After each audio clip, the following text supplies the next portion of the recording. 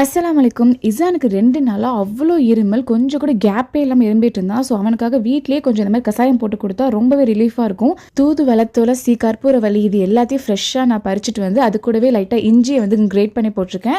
கொஞ்சம் ஜீரகம், ஓமம் அண்ட் பெப்பர் இது எல்லாத்தையும் போட்டு நல்லா வந்து 4 டம்ளர் தண்ணிய ஒரு 1/2 டம்ளர்லேருந்து 1 டம்ளர் வரைக்கும் ஆக்கி தேன் கலந்து நான் குடுத்தேன் அப்படின்னா, அவனுக்கு ரொம்ப ரிலீஃபா இருக்கும். இருமலும் பார்த்தீங்கன்னா, டக்குன்னு காணாம போயிடும்.